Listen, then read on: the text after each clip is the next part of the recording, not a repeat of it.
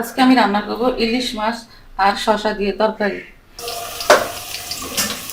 এক এক করে মাছগুলো আমি দিয়ে দিব কষানোর জন্য। এখন আমি মাছগুলো দিয়ে দিচ্ছি। দর্শক, তরকারিটা হয়ে গেছে। মাশাআল্লাহ, আলু শসা দিয়ে ইলিশ মাছের ঝোল তরকারি।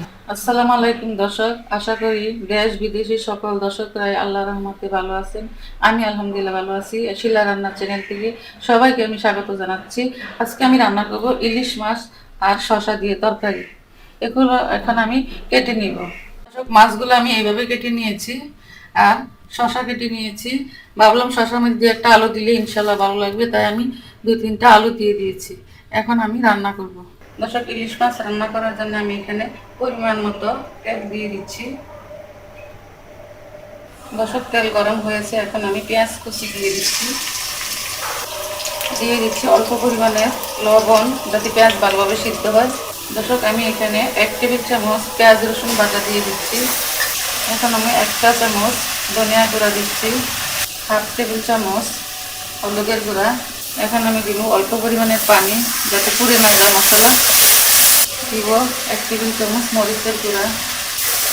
আজকে আমি ইলিশ মাছ ভেজে রান্না করবো না, কাঁচা মাছই রান্না করবো।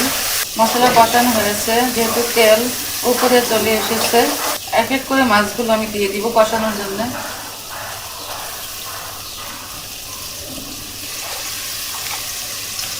এখন অল্প পরিমাণে পানি দিয়ে দিব, যাতে মাছটা একটু কষানো হয় ভালোভাবে। এখন আমি একটা ঢাকনি দিয়ে ডেকে দিব, যাতে মাছ ভালোভাবে কষানো হয়। দর্শক, আমি ঢাকনা দিয়ে ডেকে দিচ্ছি। এখন ঢাকনাটা উঠিয়ে দেখবো মাছটা কষানো হয়েছে কিনা। এখন আমি একটা প্লেটে মাছগুলো উঠিয়ে নেব।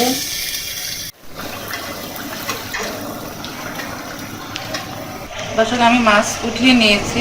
এখন আমি সবজি দিয়ে দিব। আমি শসা এবং আলু একসাথে দিয়ে দিব।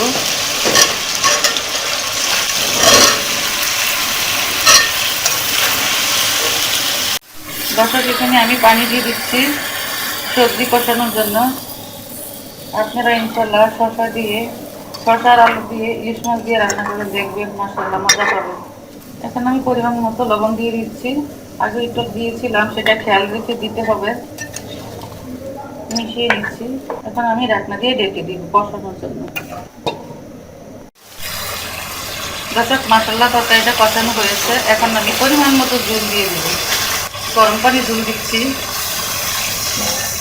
এখন তরকারিটা বলক আসলে আমি মাছগুলো দিয়ে দিব।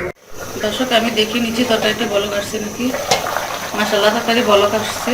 এখন আমি মাছগুলো দিয়ে দিচ্ছি।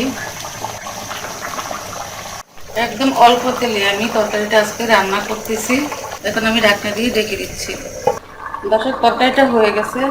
এখন আমি ধনিয়া পাতা দিয়ে, আমার নিজের হাতে ধনিয়া পাতা আমি ছাদে লাগিয়েছি, একদম টাটকা। আল্লাহর রহমতে তরকারি হয়ে গেছে। এখন আমি চুলা থেকে উঠিয়ে নিব। দর্শক, হয়ে গেছে মাশাআল্লাহ আলু শসা দিয়ে ইলিশ মাছের ঝোল তরকারি।